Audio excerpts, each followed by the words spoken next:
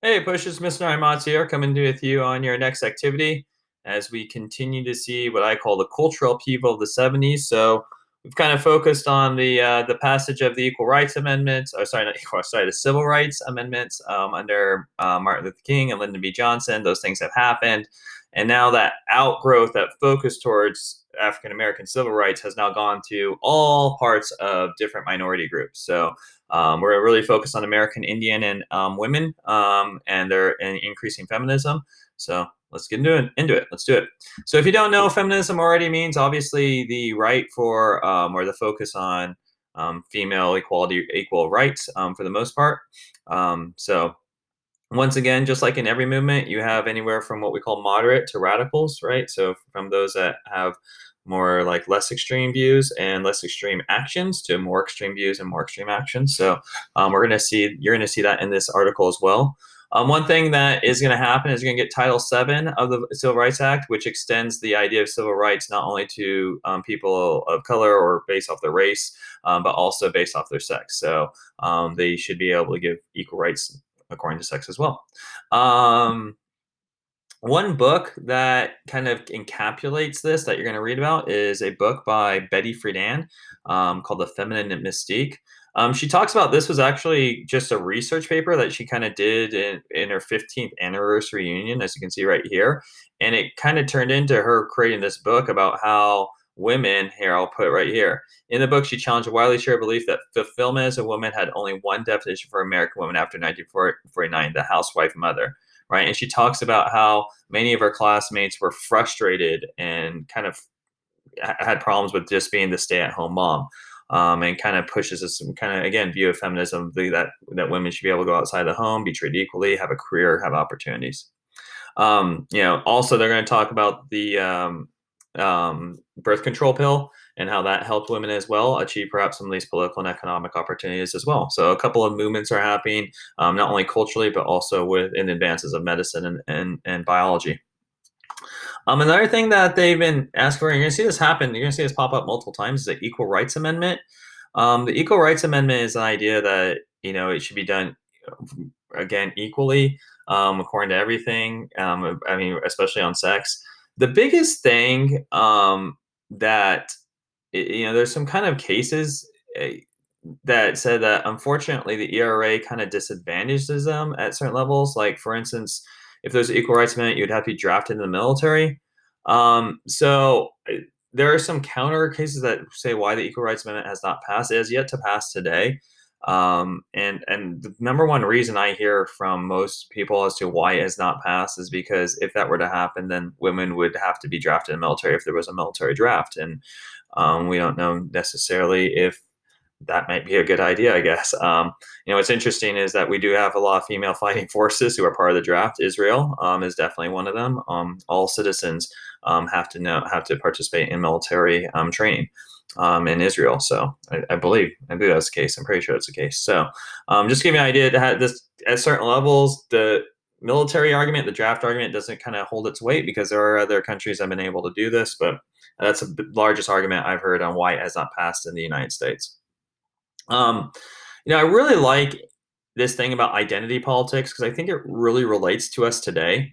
And I just want to cover this sentence that you're going to read in the article and just highlight it, and give my little take on it. But it says as people lost hope of reuniting as a society with common interests and goals, because again, it's so divided, right? There's feminism, there's African American rights, there's civil rights. As a person that would identify themselves as kind of a lean liberal, I've always noticed that to be a little bit difficult about the liberal movement is it's always has a lot more degrees of this variation of moderates to radicals, right? The conservative movement, I feel for the most part, kind of puts themselves into these little areas for the most part. You definitely have some outside range movements, right? The KKK, some of the white supremacist groups that we have, or the anti-government militia groups that we have as part of the conservative movement today.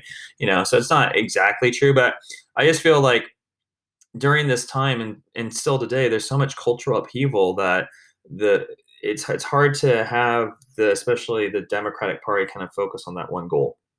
because the goals are so different. And I think this kind of tests to that my kind of understanding of history and politics as I see it today. As we focus on subgroups rather than the American identity, right? And these subgroups are based on now culture, right? Like what your culture, your historical background is, your ethnicity, how you identify, your sexual orientation, your gender, your religion. Now, in my opinion, it might be even your class, right? Like the lower class versus the upper class. We tend not to identify ourselves now as Americans with these parties. We tend to identify with them some of the, like I said, the identities that they oppose, right? And we kind of blanketly label these parties. So kind of an interesting moment that's happening here in the 1960s and 70s, and I feel is a massive reason to see some of the the the division here in the United States today, right? Is that how do you unify if you're focused on one's identity when we have a country that's so many different identities, right? And supported to do so.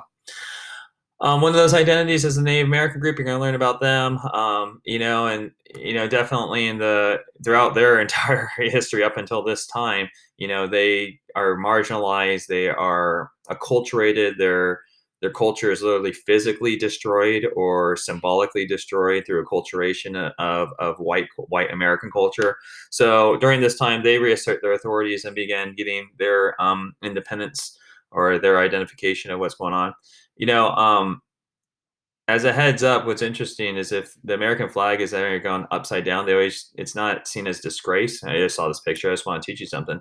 It's actually been done in times to say that there's a problem. There's a problem in the Union. So it's an interesting moment if you ever see that in the future.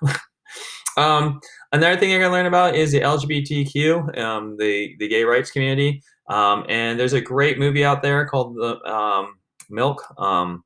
Which follows this Harvey Milk, who was a openly gay politician that was elected, and so he becomes elected, one of the first openly gay men that becomes elected, and it's just another step during this time towards the rights for the LGBTQ plus community to assert their rights and be treated equally.